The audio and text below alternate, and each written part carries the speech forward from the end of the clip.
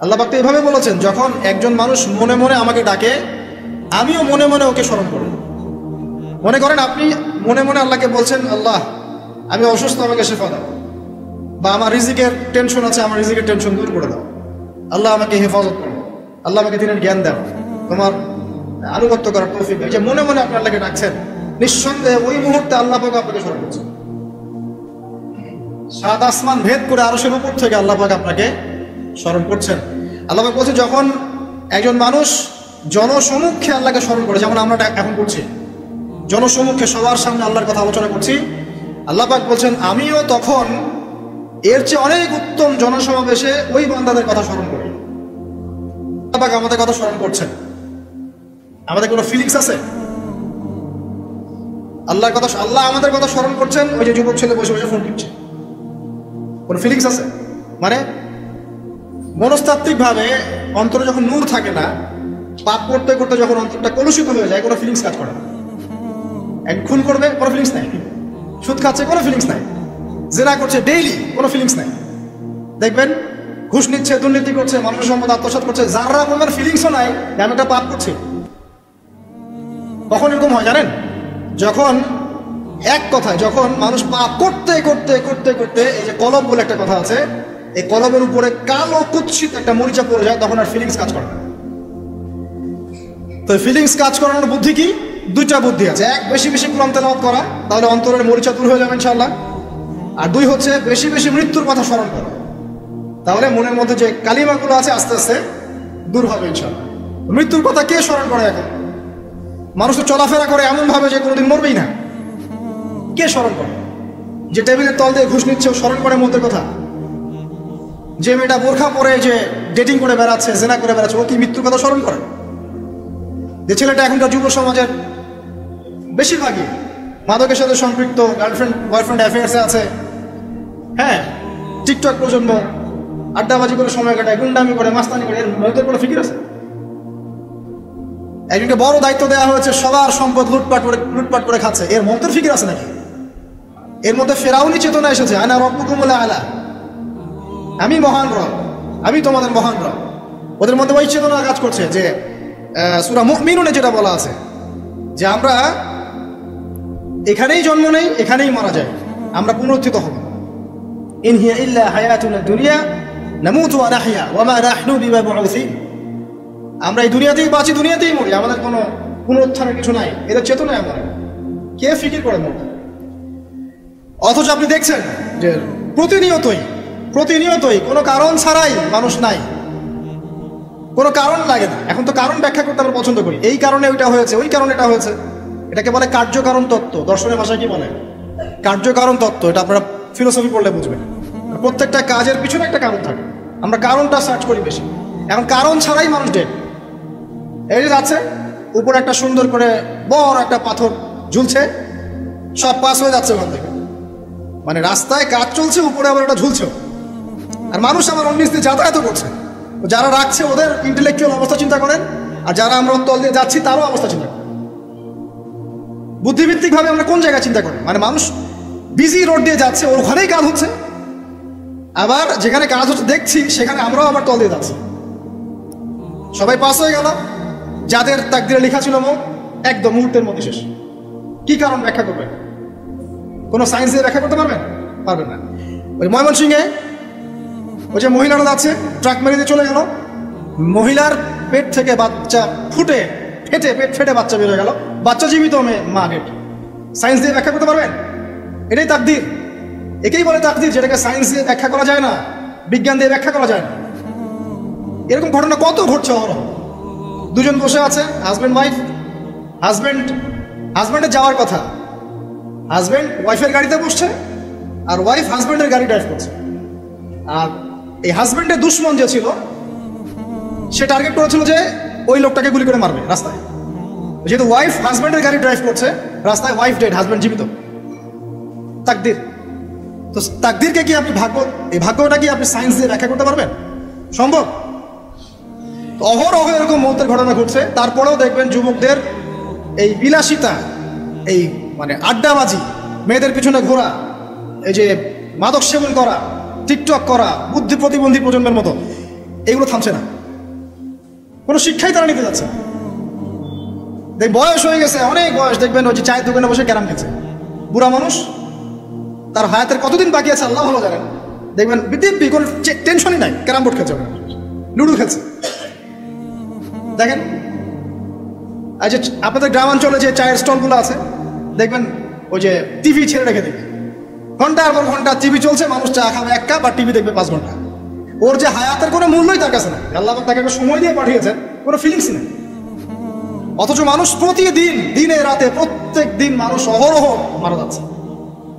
যাদের ভিতরে মৌতের চিন্তা আছে তারা কিন্তু পাপ কম করলেও ফিরে আসে আল্লাহর দিকে, কারণ তাদের প্রতি মৌতের ফিকির আছে। আর যাদের মৃত্যুর কোনো চিন্তা নাই, তারা এই রাজনীতি বলেন, অর্থনীতি বলেন, সমাজনীতি বলেন, আর এই পরিবার আর ধর্ম বলেন, সমস্ত ক্ষেত্রে পাপ করে বেড়াবে, কোনো ফিকির নেই। আল্লাহ পাক আমাদেরকে মৌতের ফিকির করার তৌফিক দান করুন এবং পরকালের জীবনটাকে আসল জেনে দুনিয়ার কাজগুলো করার তৌফিক আল্লাহ পাক দান করুন। আসেন, তো এবার আপনি শুকরিয়া আদায় করছেন, আলহামদুলিল্লাহিল্লাযী আহইয়ানা বা'দা মা আমাতানা ওয়া ইলাইহিন নুশুর। আধা ঘন্টা আগে ঘুম থেকে উঠেছেন, এখন কি করবেন? বাথরুমে যাচ্ছেন। এই বাথরুম করাটা কি দুনিয়াবি কাজ না? এই কাজটা ইবাদত হবে যদি আমি ঢোকার সময় বাম পা দিয়ে ঢুকি আর বলি, কি বলি?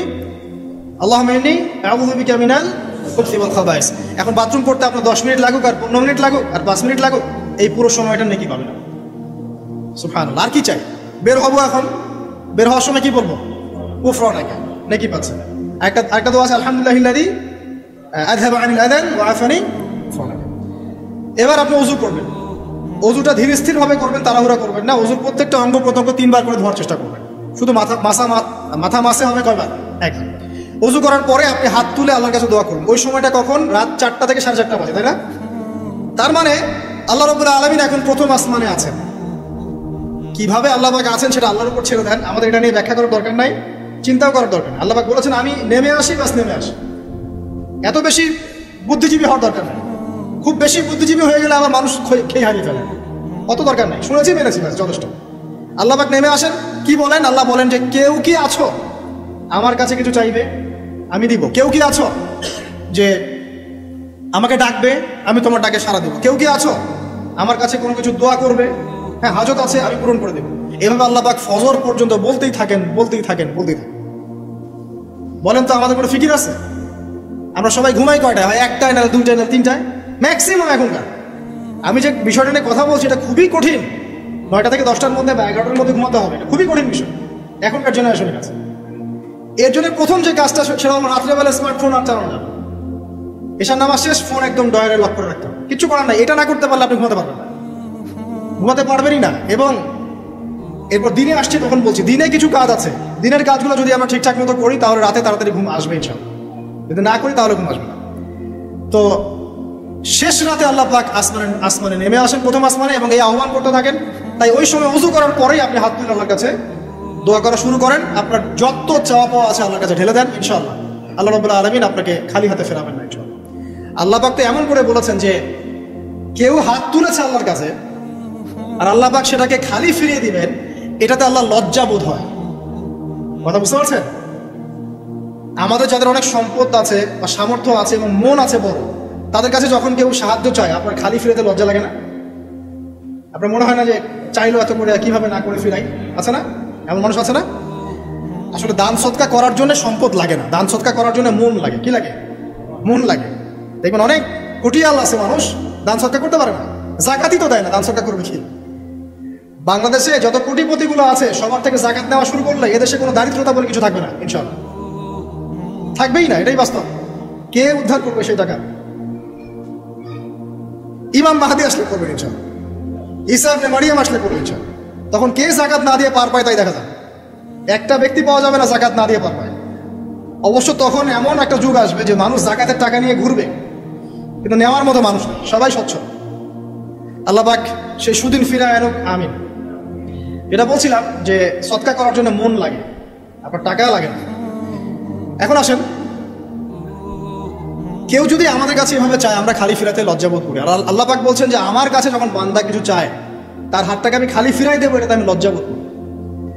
দোয়া করলে কয়েকটা বিষয় একটা হবেই, হয় আপনি সাথে সাথে সেটা পাবেন, না হলে একটু দেরিতে পাবেন, না হলে আল্লাহ পাক সেটা জমা করে রাখবেন পরকালের জন্য।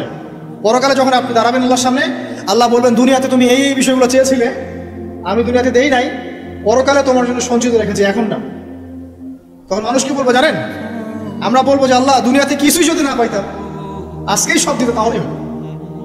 তো বেশি বেশি দোয়া করার অভ্যাস তৈরি করেন, বেশি বেশি দোয়া করেন। দোয়াই ইবাদত, আর দোয়া হল ইবাদত, দোয়াই ইবাদত। দোয়া করতে থাকেন, ইনশাআল্লাহ দেখবেন আল্লাহর সাথে আপনার সম্পর্ক গাঢ় হবে। যার সাথে আল্লাহর সম্পর্ক যত বেশি গাঢ় হবে, ইনশাআল্লাহ সে তত বেশি পরকালের বাসিন্দা হবে, দুনিয়ার বাসিন্দা কম হবে। আল্লাহ পাকে নূর এবং মারিফত সে অর্জন করতে পারবে ইনশাআল্লাহ তাআলা। এবারে আমরা কি করব? এবার মিনিমাম 2 রাকাত নামাজ পড়ার চেষ্টা করেন। রাতের সালাত 2 রাকাত পড়ে আপনি 2, 4, 6, 8, 10, 12, 20 পড়তেই থাকতে পারেন, কোনো সমস্যা নেই। কিন্তু মিনিমাম 2 রাকাত নামাজ তাহাজ্জুদ আপনি পড়ার চেষ্টা করেন। পড়া যাবে না? আর নামাজটাকে তাড়াহুড়া করবেন না, কাইন্ডলি আল্লাহর ওয়াস্তে তাড়াহুড়া করবেন। রিল্যাক্সে কেরাত করেন, রুকুতে সময় দেন, সেজদায় সময় দেন, 2 সেজদার মাঝখানে সময় দেন, শেষ বৈঠকে দোয়াগুলো করেন, তারপর ধীরে স্থিরভাবে সালাম ফিরান, হাত তুলে দোয়া করেন, সময় দেন। কারণ আমি কি বলছি, সূরা যারিয়াতে 56 নম্বর আয়াতে আল্লাহ পাক বলেছেন দুনিয়াতে পাঠিয়েছি শুধু আল্লাহর ইবাদত করার জন্য। যে কারণে এসেছি এটাতে এত তাড়া কিসে? অনেক মসজিদে নামাজ পড়লে মনে হয় ইমাম সাহেবকে বলি যে আপনার কি পেশাব পায়খানার চাপ নিয়ে নামাজ পড়ান? এমন অনেক মসজিদে নামাজ পড়েছি, মনে হয় ইমাম সাহেবকে ডেকে একটু কানে কানে বলি যে ভাই আপনার কি পেশাব পায়খানার চাপ আছে? মানে 4 রাকাত নামাজ 3 মিনিটে শেষ, 4 রাকাত নামাজ 4 মিনিটে শেষ, এত তাড়াহুড়োর কি আছে?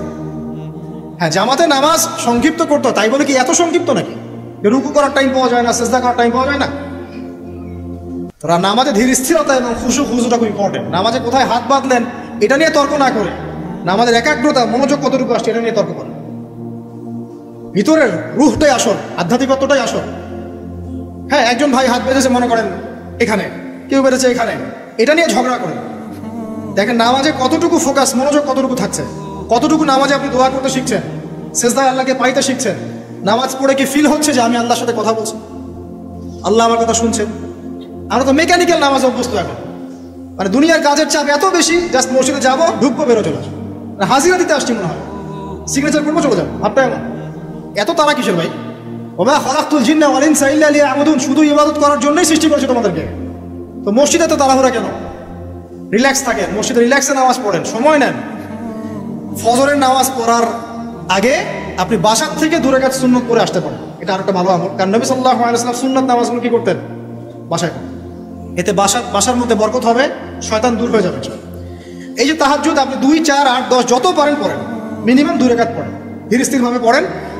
নামাজ শেষ করে আবার আল্লাহর কাছে দোয়া করেন, দেখবেন যে ইনশাআল্লাহ আপনার দোয়া কবুল হবে। আর দোয়া যে কবুল হয় এটা আপনি নিজেই বুঝতে পারবেন, নিজেই বুঝবেন, কারো কাছে যাওয়া লাগবে না। এবার ফজরের সালাতের সময় হয়ে গেল, আজান হচ্ছে, আজানের জবাব দিব, দিয়ে ব্যাস হেঁটে হেঁটে মসজিদ, প্রত্যেক পদক্ষেপ হেঁটে যাব আর দোয়া করব। কি দোয়া করব?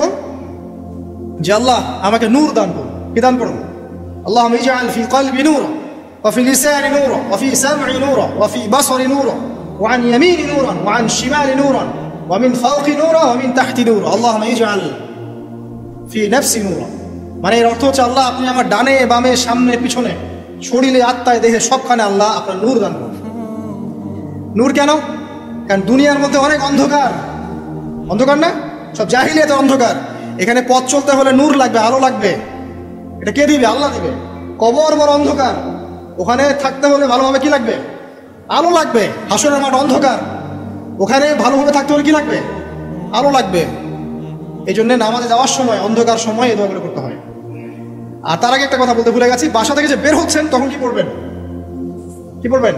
বিসমিল্লাহি তাওয়াক্কালতু আলাল্লাহ ওয়া লা হাওলা ওয়া লা কুওয়াতা ইল্লা বিল্লাহ।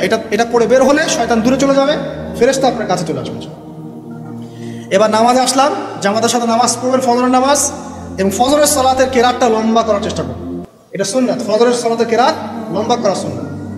এবং নামাজ শেষ হওয়ার সাথে সাথেই উঠে চলে যাবেন না, নামাজ শেষ এবার আপনি ওখানে বসে থাকবেন, বসে বসে জিকির আজকারগুলো করবেন। কি কি জিকির করবেন আমি কয়েকটা আপনাদেরকে শিখিয়ে দিয়েছি, বাকিগুলো আপনারা কিতাব থেকে শিখে নেবেন।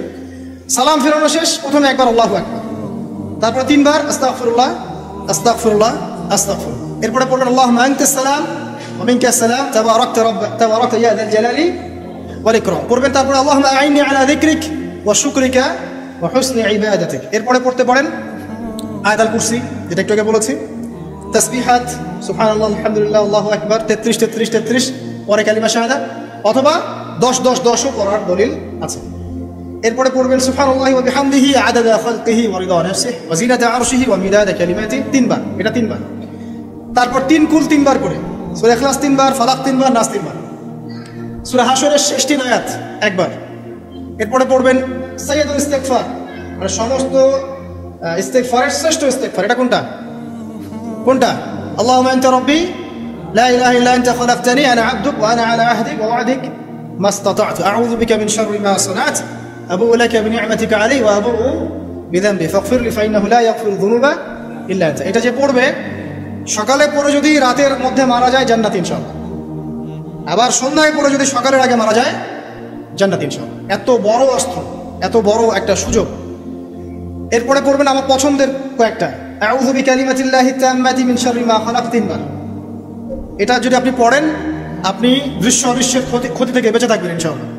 দুষ্ট জিন শয়তান আপনার কোনো ক্ষতি করতে পারবেন ইনশাআল্লাহ।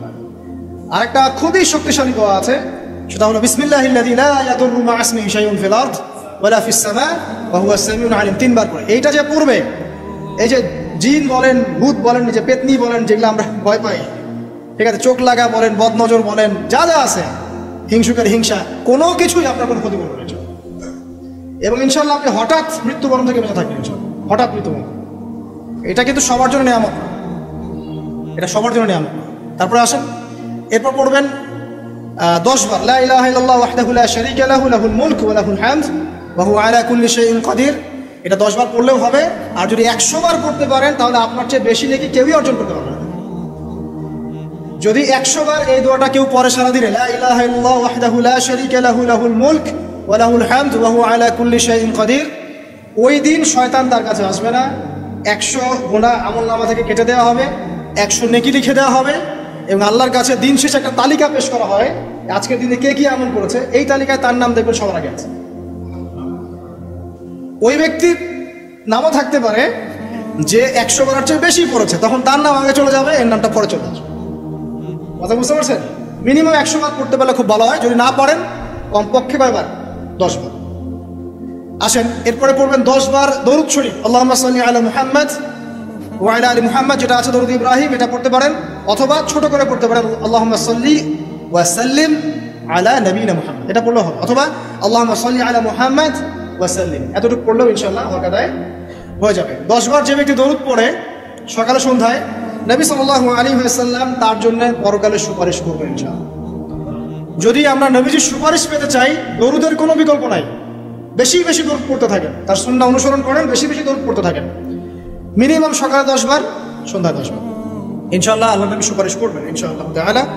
আরেকটা আছে রাদিতু বিল্লাহি রাব্বান ওয়া বিল ইসলামি দীনান ওয়া বি মুহাম্মাদিন সাল্লাল্লাহু আলাইহি ওয়াসাল্লাম নবিয়্যা। এর একটা বড় ফজিলত আছে। কি ফজিলত? যে ব্যক্তি এই দোয়াটা সকাল সন্ধ্যা 3 বার করে পড়ে, কিয়ামতের মাঠে আল্লাহ পাকের উপর হক হয়ে যাবে, ওয়াজিব হয়ে যাবে, আল্লাহ ওই ব্যক্তিকে সন্তুষ্ট করে দেবেন ইনশাআল্লাহ। সন্তুষ্ট করে দিবেন মানে কি? ইনশাআল্লাহ সে জান্নাতে যাবে। আরেকটা আছে, এটা বলে শেষ করি, হাসবি আল্লাহু লা ইলাহা ইল্লাহু আলাইহি তাওয়াক্কালতু ওয়া হুয়া রাব্বুল আরশিল আযীম। এটা পড়তে হবে 7 বার। কয়বার? 7 বার। তাহলে কি হবে? আপনার দুনিয়া আখিরাতের যে চাওয়া পাওয়াগুলো আছে, এর জন্য আল্লাহ পাকই আপনার জন্য যথেষ্ট হয়ে যাবে, কাউকে লাগবে না। এগুলা ফরজ নামাজ, মানে ফজরের নামাজ জামাতে পড়ার পরে বসে বসে এইগুলো করতে থাকবেন। যদি দোয়া আগে করা হয়, নামাজের মোনাজাত যেটা হচ্ছে আমাদের সমাজে, এটা যদি আগে করে ফেলা হয়, তাহলে দোয়ার পরে বসে থাকবেন, বসে বসে এগুলো করতে থাকবেন। যদি পড়েন, ইশরাকের নামাজটা পড়ে মসজিদ থেকে বের হতে পারেন। ইশরাকের নামাজ মানে ফজরের সূর্য উঠে যাওয়ার পরে 2 রাকাত নফল পড়ে যে ব্যক্তি যাবে বাসায়, মানে প্রথমে ফজরের নামাজ জামাতে পড়েছে, জিকির আজকার করেছে, ইশরাকের সময় হয়েছে, নামাজ পড়ে বের হলো, এই ব্যক্তির আমল নামায় একটা কবুল হজের নেকি দেওয়া হবে, একটা কবুল উমরার নেকি দেওয়া হবে। এগুলো খুবই সহজে আমল করা যায়। এরপরে আপনি বাসায় ফিরে গিয়ে বা মসজিদেই কোরআন তেলাওয়াত করবেন। আমরা কোরআন তেলাওয়াত করব। কোরআন তেলাওয়াত করবেন 1 পারা, 1 পারা পারেন না অর্ধেক পারা, অর্ধেক পারা পারেন না 5 পৃষ্ঠা, 5 পৃষ্ঠা পারেন না কমপক্ষে 1 পৃষ্ঠা পারবেন না, 1 পৃষ্ঠা করে হলেও প্রতিদিন কোরআন তেলাওয়াত করতে হবে। পারবেন না ইনশাআল্লাহ? এই দেখেন আরবির যে কত অবস্থা খারাপ আমাদের দেশে। জিম্মি আর জিম্মা এটা কি এক হইল? জিম্মি হচ্ছে কি কাউকে অন্যায়ভাবে আটকে রাখা, আর জিম্মা মানে আপনার জান আমার জান, আপনার মাল আমার মাল, আপনার সন্তান আমার সন্তান, আপনার পরিবার আমার পরিবার। আপনি আমাকে জিজিয়া দিবেন, আপনার পুরো জান মাল ইজ্জত পরিবারের দায়িত্ব আমাদের। কেউ আপনাদের দিকে বাঁকা চোখে তাকাইতে পারে। যদি তাকাইতে আসে কোনো মুসলমানও যদি আপনার উপর জুলুম করতে আসে, আমরা ওই মুসলমানের হাত কেটে ফেলে দেবো যখন আপনার উপর জুলুম হবে। তখন যদি আপনি মাজলুম হন আর মুসলিম জালেম হয়, তাহলে আমরা তার বিরুদ্ধে ব্যবস্থা নিব। এটা হচ্ছে জিম্মাদারি। এরা দেখলাম যে এতটুকু বোঝে না। আমাদের একটা স্ট্যাটাস নিয়ে দেখলাম ভারতীয় একটা মিডিয়া এইসব অপপ্রচার চালাইছে। উনি বলছে যে অমুসলিমদেরকে জিম্মায় নিয়ে চলে আসবে। আরে ভাই, জিম্মা তো ভালো শব্দ। জিম্মা এত বড় শব্দ যে মানে আমার সন্তান যদি আপনার বিরুদ্ধে অন্যায় করে, আমি আমার নিজের হাতে সন্তানকে শাস্তি দিব। এটা হলো জিম্মা। এটা তারা বুঝে না। এটা তাদের জন্য না, এই সালাত এবং যাকাতের বিষয়টা তাদের জন্য না, মুসলিমদের জন্য। অমুসলিমদের জন্য এটা নয়। আমরা তাদেরকে দাওয়াত দিব। কি করবো? তাদেরকে দাওয়াত দিব। যাকাত প্রতিষ্ঠা করা সম্ভব কিভাবে? আমরা রাষ্ট্রীয়ভাবে আমাদের যাদের নেশাব পরিমাণ সম্পদ হয়েছে একেবারে তালিকাভুক্ত করে শুমারি করে একটা প্রশাসনের বাহিনীকে লাগিয়ে দিয়ে এটাকে আমরা মানে উত্তোলন করতে পারি কিনা? নবী সাল্লাল্লাহু আলাইহি ওয়াসাল্লাম করেছিলেন কিনা? আবু বকর সিদ্দিক, ইবনুল খাত্তাব বিন আফফান, উসমান বিন আফফান, আলী ইবনে আবি তালেব তারা করেন নাই? তখন কি এই যাকাতের অর্থগুলো গরিব মানুষের কাছে সমানভাবে বন্টন করা হয় নাই? যাকাতের 8টা খাতে। এবং তখন কি সমাজের মধ্যে গরিব মানুষের সংখ্যা বেশি ছিল না কম? একজনও খুঁজে পাওয়া যায় তো? আল্লাহি, এখন যদি আমরা যাকাত ভিত্তিক অর্থ ব্যবস্থা চালু করতে পারতাম, তাহলে আমাদের সমাজে কোনো গরিব মানুষ না। আপনাদের যত কমিউনিজমের মতবাদ আছে, আর ওই পুঁজিবাদ আছে, আর এই সমাজতন্ত্র আছে, হ্যাঁ, আর এই যে আরো যত মতবাদগুলো আছে, ওয়ার্ল্ড ব্যাংকের, IMF এর, হ্যাঁ, ফেডারেল রিজার্ভ ব্যাংকের, এই সমস্ত মতবাদগুলো ফেল করছে। মানবতার কল্যাণে তারা কিছুই করতে পারে না। মানবতার কল্যাণে প্র্যাকটিক্যালি কাজ করে দেখিয়েছেন নবী মুহাম্মদ সাল্লাল্লাহু আলাইহি ওয়াসাল্লাম কিভাবে ইসলামী এবং যাকাত ভিত্তিক অর্থ ব্যবস্থার মধ্য দিয়ে সমাজের দরিদ্র মানুষের হক আদায় করতে হয়, এটা তিনি দেখিয়ে দিয়েছেন। আপনারা সেটা কিছুই করতে পারেন। খালি এসব গদবাধা আমাদেরকে ইকোনমিক্সের বই পড়াইছে। ইকোনমিক্সের কি করছে? বই পড়াইছে। আর ইকোনমিক্সের পড়া এত জরুরি এই যুগে। ইসলামিক ইকোনমিক্স না হলে যে আমাদেরকে কিভাবে তারা সুদখোর বানাচ্ছে আপনি চিন্তা করতে পারেন। সাম্য তো কায়েম করতে পারেনি নাই, ইনসাফ তো করতে পারেনি নাই, বরং মানুষকে খাইয়েছেন রিবা, সুদ, ঘুষকে জায়েজ করছেন, দুর্নীতি হয়েছে, টাকার মান কমানো বাড়ানো নিয়ে ইনফ্লেশন করেছেন, গরিবের রক্ত চুষে খাইছেন। হ্যাঁ, একটা অংশ দিন দিন ধনী হয়েছেন, বাকি অংশকে গরিব বানাইছেন। মানুষের রক্ত চোষা, শ্রমিকদের রক্ত চোষা, গরিবদের রক্ত চোষা অর্থনীতি দিয়েছেন মানুষকে। এবং এর ফলে মানে বৈশ্বিক জুলুম আপনারা প্রতিষ্ঠা করেছেন এই অর্থনীতি সিস্টেমের মধ্যে। এইটা নিয়ে কথা বলতে গেলে আমার 1 ঘন্টা সময় লাগবে। এটা আমি অন্য একদিন বলবো ইনশাল্লাহ। শুধু এই টপিকের উপর কথা বলবো ইনশাল্লাহ, যে বর্তমান অর্থ ব্যবস্থা ধোঁকাবাজি। বর্তমান অর্থ ব্যবস্থার অর্থনৈতিক সিস্টেমের ধোঁকাবাজি আপনি শুনলে আপনার চোখ কপালে চলে যাবে। আসলে যারা কম জানে ওরা ঘুমাইতে পারে শান্তিতে, যারা আসলে জানে তারা ঘুমাইতে পারে। বুঝছেন? আসলে সত্য কথা এটাই। এত ধোঁকাবাজি হয়েছে অর্থনীতির মধ্যে, এমনভাবে গরিব মানুষকে নির্যাতন করা হয়েছে, এমনভাবে ওদের রক্ত চোষা হয়েছে। আল্লাহর কসম করে বলতেছে, বাংলাদেশের বেশিরভাগ মানুষ এটার হদিসই নাই, তারা জানেই না। এবং এর পিছনে আছে পশ্চিমা পরাশক্তি আর ওই ইসরায়েল এবং আমেরিকার শক্তি। এরাই কাজগুলো করছে সারা ওয়ার্ল্ড। আল্লাহ পাক আমাদেরকে বোঝার তৌফিক দান করেন। এখন এই যাকাত ভিত্তিক অর্থ ব্যবস্থা প্রতিষ্ঠা করা কিন্তু এখন ব্যক্তিগতভাবে সম্ভব নয়। ব্যক্তিগতভাবে সম্ভব, রাষ্ট্রীয়ভাবে যদি রাজনৈতিক ক্ষমতায় আমরা যেতে পারতাম ইসলামপন্থীরা, তাহলে এটা সম্ভব ছিল। 3 নাম্বার দেখুন যে আমাদের যে বাজার আছে, বাজার মধ্যে 2 রকম বাজার। একটা হচ্ছে আঞ্চলিক বাজার, একটা হচ্ছে বিশ্ব বাণিজ্য। এই দুটো বাজারের মধ্যে হারাম আছে না, হারাম পণ্য আছে না, মাপে কম দেওয়ার বিষয় আছে না, সিন্ডিকেট আছে না, থার্ড পার্টির তেলেসমাতি আছে না, এই সমস্ত বিষয়গুলোকে আমরা নিয়ন্ত্রণ করতে পারছি না। ইসলামী অর্থ ব্যবস্থা থাকলে বা ইসলামী বাজার ব্যবস্থা থাকলে, ইসলামিক যদি আমরা কি বল সাম্যের ইকোনমি যদি আমাদের সামনে থাকতো, তাহলে আমরা এই প্রত্যেকটা হারামকে বন্ধ করতে পারতাম। আমরা এই মজুদদারিগুলো বন্ধ করতে পারতাম, আমরা সিন্ডিকেট বন্ধ করতে পারতাম, আমরা এই যে ইনফ্লেশন বন্ধ করতে পারতাম, আমরা এই বাজারের যে জুলুমগুলা, দুর্নীতিগুলো, এগুলো বন্ধ করতে পারতাম। এগুলো কিন্তু আমরা বন্ধ করতে ইনস্ট্যান্ট শাস্তির আওতায় আনা সম্ভব ছিল। আমরা এটা করতে পারছি না শুধুমাত্র ইসলামিক বিধান না থাকার কারণে। আল্লাহ পাক আমাদের বোঝার তৌফিক দান করুন। তারপরে দেখুন 4 নম্বর হচ্ছে আমাদের পুরো অর্থ ব্যবস্থায়, এটা ভালো করে বোঝেন, পুরো অর্থ ব্যবস্থায় ইকোনমিক সিস্টেমের মধ্যে 3টা জিনিস খুব মোটা দাগে আছে। একটা হলো জুলুম, একটা হলো খেয়ানত, একটা হচ্ছে দুর্নীতি। বললাম জুলুম, খেয়ানত, দুর্নীতি, এই তিনটা আমরা দূর করতে পারি নাই আমাদের অর্থ ব্যবস্থা থেকে। যদি ইসলামিক অর্থ ব্যবস্থা থাকতো, যাকাত ভিত্তিক, সাদাকা ভিত্তিক, কৃষি ভিত্তিক, শিল্প ভিত্তিক, হালাল বাণিজ্য, আঞ্চলিক এবং বৈশ্বিক, তাহলে দেখতেন ইনশাল্লাহ সমস্ত জায়গা থেকে জুলুম, তারপরে আপনার এই খেয়ানত এবং এই দুর্নীতি একটাও স্থান পেত না। কারণ এটাতে জনগণকে আমরা তখন আল্লাহর কাছে জবাবদিহি করতে বাধ্য করতাম এবং আল্লাহ পাকের বিধান অনুযায়ী বিচার ফয়সালা করতাম। আল্লাহ পাকের বিধান অনুযায়ী বিচার ফয়সালা করা হতো, তখন তারা এই সাহসটা পেত না। 5 নম্বর হচ্ছে দেখুন যে ইসলাম বিরোধী যত মতবাদগুলো আছে, যেমন ধরেন কয়েকটা কথা তো বললাম, যেমন ইসলাম বিরোধী অনেক মতবাদ, আসলে তারা তো বুঝতে পারেন না যে কমিউনিজম একটা ইসলাম বিরোধী মতবাদ, সেকুলারিজম একটা ইসলাম বিরোধী মতবাদ, এগুলো তো পলিটিক্যাল, এর বাইরে সামাজিক অনেক ব্যাপার আছে।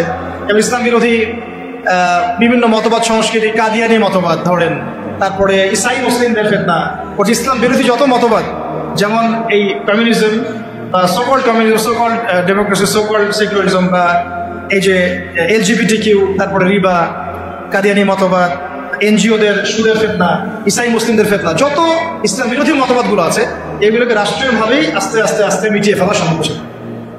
কিন্তু ইসলামী রাষ্ট্র ব্যবস্থা না থাকলে এটাকে আপনি মেটাতে পারবেন না, বরং তারা সমাজে আধিপত্য বিস্তার করার চেষ্টা করবে এবং তারা ফ্লুয়েন্টলি তাদের মিশনে কাজ করতে শুরু করবে, যেটা আমরা দেখেছি তারা কাজ করছে।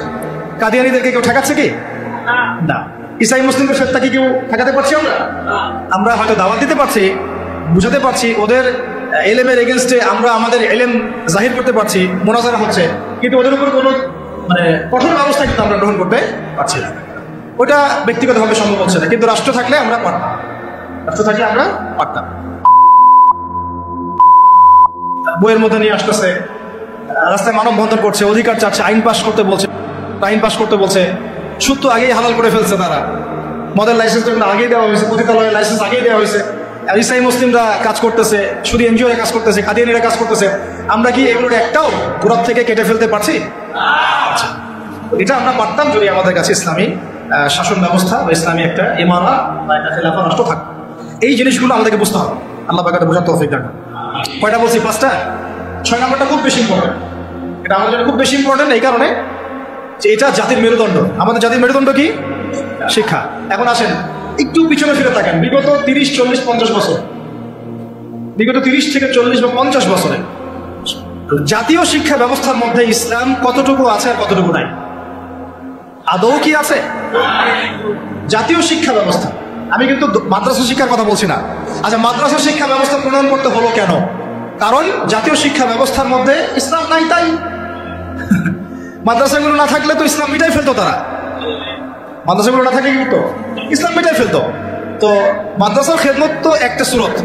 আমার দেশের 80%, 90% মানুষ মুসলিম, কোটি কোটি ছেলে মেয়ে স্কুলে পড়াশোনা করে, কলেজে পড়াশোনা করে, ইউনিভার্সিটিতে পড়াশোনা করে।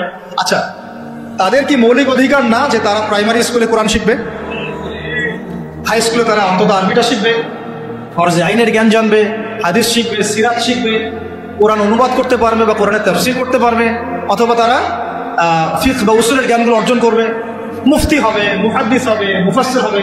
এই অধিকার কি আমাদের এই কোটি কোটি ছেলের নাই, মেয়েদের নাই? আমরা শিক্ষাকে একদম সেকুলার করে ফেলছি। শিক্ষা ব্যবস্থার মধ্যে ইসলাম আনা যাবে না, ঠিক যেমন রাষ্ট্র ব্যবস্থার মধ্যে ইসলাম আনা যাবে না, অর্থনীতির মধ্যে ইসলাম আনা যাবে না, ঠিক ওই রকমই শিক্ষা ব্যবস্থার মধ্যেও ইসলাম আনা যাবে না। এই কনসেপ্টটাই আমরা আমাদের জাতিকে দীর্ঘদিন যুগের পর যুগ অন্ধ করে রাখছি। এই জন্য দেখা যায় একজন এমপি সাহেব কোরআন তেলাওয়াত করতে পারে না, একজন BCS ক্যাডার সূরা ফাতিহা পড়তে পারে না, একজন বুদ্ধিজীবী টকশো ফাটাই ফেলতেছে, একদম টকশো থেকে একদম কি একটা অবস্থা, টেবিল থাপড়ায় থাপড়ায় কথা বলছে, কিন্তু এদিকে সে ওযুর ফরজ বলতে পারে না। হ্যাঁ, এইভাবে আমরা আমাদের সমাজটাকে একদম ধ্বংস করে ফেলছি। এই জায়গায় কথা বলতে গেলে আমি একটু উত্তেজিত হয়ে পড়ে। আমরা আমাদের সমাজের শিক্ষাটাকে একদম ধ্বংস করে ফেলছি, একেবারে ধ্বংস করে ফেলছি। আমাদের আর্মি অফিসারদের কি এই অধিকার ছিল না তারা কোরআনে হাফেজ হবেন, তারা মুহাদ্দিস হতে পারবেন, মুফতি হতে পারবেন? হ্যাঁ, নবী সাল্লাল্লাহু আলাইহি ওয়াসাল্লামের যুগে যারা front line soldier, front line মুজাহিদ, তারা কি মুফতি ছিলেন না, মুহাদ্দিস ছিলেন না, কারি ছিলেন না, হাফেজ ছিলেন না? তাহলে আমাদের তো তারা ফ্রন্ট লাইন যোদ্ধা, তাদের মধ্যে কয়জন হাফেজ? কয়জন আলেম, কয়জন কারি, কয়জন মুফতি, কয়জন মুহাদ্দিস, অথচ তাদেরকে এগুলো শিখতে দেওয়া হয় নাই। তারা এগুলো শিখে যদি আবার আল্লাহর পথে ফিরে আসে, তারাই যদি আবার ইসলামের রাষ্ট্রের কথা বলে। র্যাবের ভাইদের অধিকার ছিল না, পুলিশের ভাইদের অধিকার ছিল না, আমাদের বিজিবির ভাইদের অধিকার নাই, সবার অধিকার ছিল। বুদ্ধিজীবীদের, আমাদের ব্যবসায়ীদের, আমাদের যে আওয়াম জনগণ যারা, সবার অধিকার ছিল না। এই যে তোমরা যারা জেনারেল স্টুডেন্ট, তোমাদের অধিকার ছিল না, শিখতে দেওয়া হয় নাই।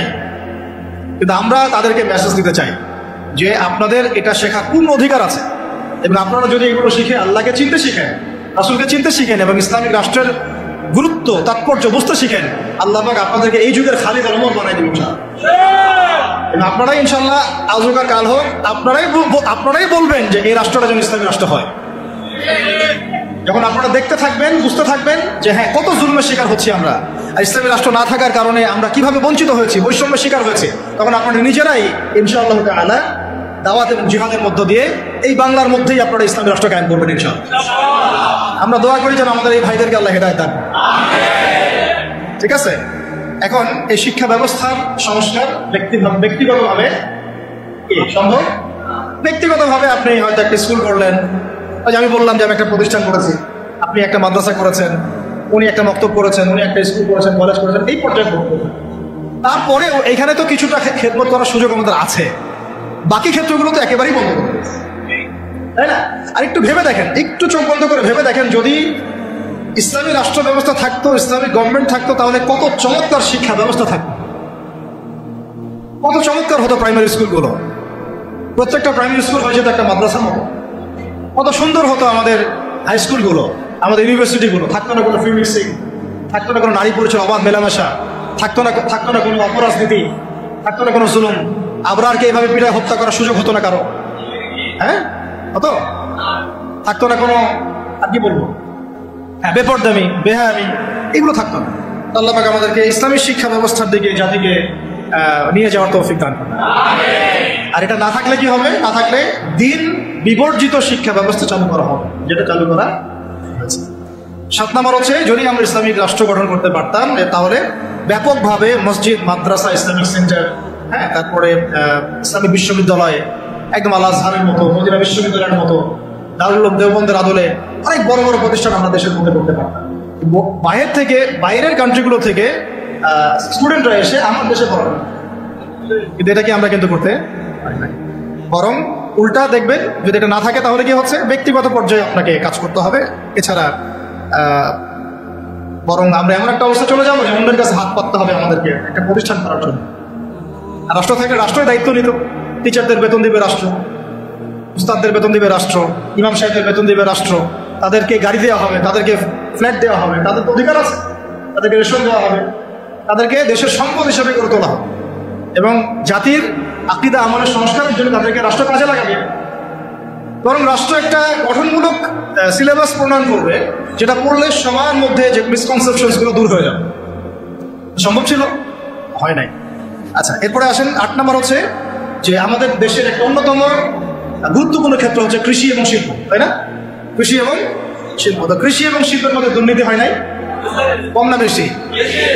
এই দুইটা সেক্টর এত বেশি গুরুত্বপূর্ণ, যেটা রাষ্ট্রের অর্থনীতি গড়ার মূল কারিগর বলা যায়। কৃষি এবং শিল্পের সমস্ত দুর্নীতিকে বন্ধ করা সম্ভব ছিল যদি ইসলামী রাষ্ট্র ব্যবস্থা থাকে, যেটা আমরা করতে পারি নাই। কৃষক ভাইদেরকে অধিকার দেওয়া হয় নাই, যে পণ্যটার দাম এখানে 100 টাকা, দেখবেন সেই বেচারা বিক্রি করছে 10 টাকায়। কৃষকের সাথে সরাসরি সরকারের সম্পর্ক নাই, আজকে বহু থার্ড পার্টি আছে, তার ওদের উপর জুলুম হচ্ছে না? যে শ্রমিকের আপনি গার্মেন্টসে বেতন দিচ্ছেন 10,000 টাকা, 12,000 টাকা, এই পণ্যগুলোকে এক্সপোর্ট করে তারা কোটি কোটি টাকার বিজনেস করছে। তাদের এবং রাষ্ট্রের মাঝখানে একটা কি আছে, মধ্যস্থতা করার একটা মাঝখানে থার্ড পার্টি আছে, মাঝখানে অনেক টাকা পয়সা গায়েব হয়ে যাচ্ছে, একবার উপরে, এর উপরে যাচ্ছে না, যাচ্ছে কানাডায়, সুইজারল্যান্ডে, সুইস ব্যাংকে, অমুক জায়গায়, তমুক জায়গায়। তো এই যে গরিবের রক্তচোষা অর্থনীতি, এটা বন্ধ করা যেত যদি আমরা ইসলামী রাষ্ট্র ব্যবস্থা প্রণয়ন করতে পারি। কি লম্বা হয়ে যাচ্ছে নাকি? আচ্ছা, 25টা পয়েন্ট বলবো আপনাদের ইনশাআল্লাহ। কয়েকটা? আজকের মতো 25টা, আরো আছে, যখন কিতাব আসবে ইনশাআল্লাহ তখন আরো 50টা 100টা পাবেন ইনশাআল্লাহ। কয়টা বলছি? 8টা। হ্যাঁ, 8টা না? 8টা। 9 নম্বর লিখেন। 9 নম্বর হচ্ছে যাবতীয় অপসংস্কৃতিকে রুখে দেওয়া সম্ভব ছিল, যেমন স্টার জলসা, জি বাংলা, পরকীয়া শেখানো হয়, জেনা শেখানো হয়, মদ খাওয়া শেখানো হয়, হ্যাঁ, তারপরে ওই যে গুন্ডা মাস্তানি করাকে হিরো রোল দেওয়া হয়, আর আমাদের ছেলে পেলে ওইটাকে ফলো করে।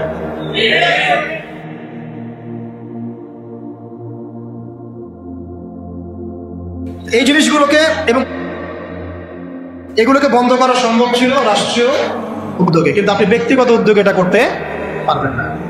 আচ্ছা, 9 নম্বর হচ্ছে এটা কত, 10 নম্বর হচ্ছে এটা খুব গুরুত্বপূর্ণ, খুবই গুরুত্বপূর্ণ। সেটা হচ্ছে ইসলামী রাষ্ট্র ব্যবস্থা যদি না থাকে তাহলে এই যে অনলাইন এবং অফলাইনে যত প্রিন্ট এবং ইলেকট্রনিক মিডিয়া আছে এদের মিথ্যাচার আপনি বন্ধ করতে পারবেন, এদের ইসলাম বিদ্বেষ আপনি বন্ধ করতে পারবেন না, এদের শয়তানি আপনি বন্ধ করতে পারবেন না। ওই প্রথম আলোর সামনে গিয়ে আপনি গরু জবাই করেন না, যাই করেন, ওর কিছুই যায় আসবে না, কিছু যায় আসবে না। ছেলে মানুষই হবে একটা, ওর কিছু যায় আসবে? শয়তানের এগুলোতে কিছু যায় আসে নাকি? তো যদি ইসলামী রাষ্ট্র ব্যবস্থা আপনার হাতে থাকতো তাহলে আপনি আইন প্রণয়ন করে হোক, নীতি নির্ধারণ করে হোক এবং আইনের সুশাসন নিশ্চিত করে হোক, ইসলামের স্বার্থকে সর্বোচ্চ অগ্রাধিকার দিয়ে আপনি এগুলোকে নিয়ন্ত্রণ করতে পারেন। ইসলামী শাস্তি এগুলা, দৌড়া, বেত্রাঘাত, হাত কেটে ফেলা, কি তাই না, রজম করা। এই জন্য এই ভয়ে তো বহু মানুষ চায় না ইসলামী রাষ্ট্র হোক। বহু মানুষ এই কারণে ইসলামী রাষ্ট্র চায় না যে ইসলামী রাষ্ট্র ব্যবস্থা আসলে পরে তাদের ব্যক্তি জীবনের গোনা তারা করতে পারবে না। কারণ ব্যক্তি জীবনে জেনা করে, ও তো চাইবে না ইসলামী রাষ্ট্র আসুক। ব্যক্তি জীবনে মদ খায়, ও তো চাইবে না যে মদ, আরে বাপরে বাপ, ইসলামী রাষ্ট্র আসলে তো 80টা বেত্রাঘাত করবে আমাকে, তাই না? ইসলামী রাষ্ট্র আসলে করতে পারবে না। তখন তো আপনি ধরেন যে খোলামেলা এবং উন্মুক্ত কনসার্ট আপনি করতে পারবেন না। আপনি শুনলে বাসায় শুনবেন, ব্যক্তিগতভাবে পাপি করবেন, জনগণকে পাপি করতে পারবেন না, তাই না? ইসলামী রাষ্ট্র আসলে অনেক অনেক সমস্যা আছে, ওই সমস্যাগুলোর কারণে তারা আবার চায় না ইসলামী রাষ্ট্র আসুক। তো যাই হোক, চাক আর না চাক, একটা কথা বলে দেয়, অনলাইনে দিয়ে দিব না, মানে কেউ চাক আর না চাক, কেউ চাক বা নাই বা চাক, আজ হোক আর কাল হোক, এই বাংলাদেশের বুকে ইসলামী রাষ্ট্র কায়েম হবেই হবে। কেউ এটাকে বদলাইতে পারবে না। কেন পারবে না বলেন? কেন পারবে না? কারণ নবী সাল্লাল্লাহু আলাইহি ওয়াসাল্লাম ভবিষ্যৎবাণী করেছেন যে একটা কাঁচা বাড়ি বাদ থাকবে না, একটা পাকা বাড়ি বাদ থাকবে না যেখানে আল্লাহ পাক তাওহীদের কালিমা লা ইলাহা ইল্লাল্লাহ মুহাম্মাদুর রাসূলুল্লাহকে প্রবেশ করাবেন না। ওরা যে বলছেন অখণ্ড ভারত হবে, হ্যাঁ অখণ্ড ভারত হবে ঠিকই, তবে সেটা হবে কিসের? ইসলামের এবং তাওহীদের কালিমা লা ইলাহা ইল্লাল্লাহ মুহাম্মাদুর রাসূলুল্লাহ। অপেক্ষা করতে থাকো, তোমরা অপেক্ষা করতে থাকো, ফান্তাজিরু ওয়া ইন্না মা'আকুম মিনাল মুনতাজিরিন। কোনো সমস্যা নাই, কিন্তু এটা হবেই হবে ইনশাআল্লাহ। আর যে কথাটা আল্লাহ নবীজি মুখ দিয়ে বলেছেন জেরুজালেম মুক্ত হবে এবং জেরুজালেম থেকে ঈসা আলাইহিস সালাম কি করবেন? 40 বছর এই বিশ্বকে শাসন করবেন, কারো ক্ষমতা নাই এটাকে ঠেকায়, এটাকে বদলাই দিবে এই ক্ষমতা না ইসরায়েলের আছে, আর না আমেরিকার আছে, আর না পশ্চিমা সভ্যতার আছে, আর না আমাদের এই গোমূত্রখোর মোদিদের আছে, ওদেরও না। এরা তো গোমূত্রখোর, এরা কি করে? যারা গরুর পেশাব পান করে ওদের মাথায় কি থাকতে পারে? তো যখন ওগুলো খেয়ে নেশা মাথায় উঠে আর কি, তখন হেডাম দেখায়, বুঝতে পারছেন কথা? যাই হোক, আমরা দোয়া করি আল্লাহ তাদেরকে হেদায়েত দান করেন। আবু জাহেলের জন্য তো দোয়া করা হয়েছিল না, আল্লাহ আবু জাহেল বা ওমর রাদিয়াল্লাহু আনহুর মধ্যে যাকে আপনি ভালোবাসেন আল্লাহ আপনি হেদায়েত দান করেন। এমন হতেই পারে যে তাদের বহু মানুষ ইসলামের সৌন্দর্য দেখে আমাদের দিনে ইনশাআল্লাহ দীক্ষিত হবে, হতেই পারে।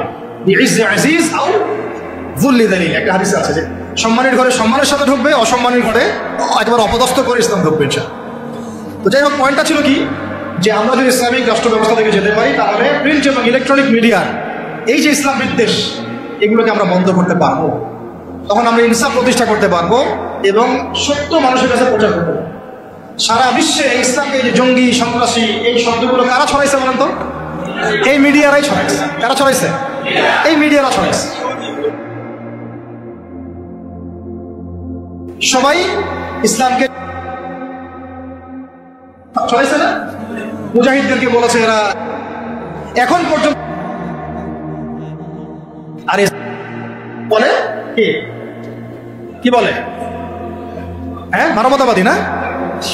আমাদের ভাইরা ওখানে ওখানে নির্যাতিত হচ্ছেন, নিপীড়িত হচ্ছেন, কিন্তু আল্লাহ পাকের কাছে ওই জায়গাটা অনেক মকবুল একটা জায়গা। কেন মকবুল? আল্লাহ পাক ওই জায়গা থেকে বেশি শুহাদা নিচ্ছেন আল্লাহর কাছে। বেশি বেশি শহীদ আল্লাহ ওইখান থেকে নিচ্ছে। তো এটা দেখে আমাদের তো রক্ত আর ঠান্ডা থাকে না, সবাই গরম হয়ে যায়, কেউ দেখতেও পারি না এখন এগুলা। কিন্তু আমাদের হাত বাঁধা, আপনি কিছু করতে পারছেন না। কেন কিছু করতে পারছেন না? কারণ আমাদের হাতে কোনো ইসলামিক রাষ্ট্র নাই। তাই ব্যক্তিগতভাবে আপনি সেখানে কিছু করতে পারবেন না, কিন্তু ইসলামিক রাষ্ট্র ব্যবস্থা থাকলে আমরা আমাদের ভাইদের পাশে দাঁড়াতে পারতাম, আমরা মাজলুমদের পাশে দাঁড়াতে পারতাম, অথবা অন্তত পক্ষে আমরা জনসংখ্যাকে চাপ দিতে পারতাম না, অথবা আমরা ইউনাইটেড একটা মুসলিম কমিউনিটি করতে পারতাম পুরো বিশ্বের শক্তিশালী মুসলিম রাষ্ট্রগুলো নিয়ে। তখন দেখতাম যে ওরা কোথায় পালানোর রাস্তা খুঁজে পায়। আমরা কিন্তু এটা করতে পারি নাই, পারছি না। বরং ওরা করেছে নেটোর মাধ্যমে, ওরা ঐক্যবদ্ধ জোট করে আমাদেরকে ভয় দেখাচ্ছে। তো এই জন্য অনেক কারণ আছে ভাই। এই কারণগুলো আমাদেরকে একটা দিকেই এখন নিসবত করছে যে আমাদের একটা মুসলিমদের একটা ইসলামপন্থী রাষ্ট্র দরকার, ইসলামপন্থী সরকার দরকার। আদারওয়াইজ আমরা বিশ্বের বুকে স্বাধীন হতে পারবো না, এমনকি আমরা আমাদের মজলুম ভাইদেরকে সাহায্য করতে পারছি। আল্লাহ আমাদেরকে বোঝার তৌফিক দান।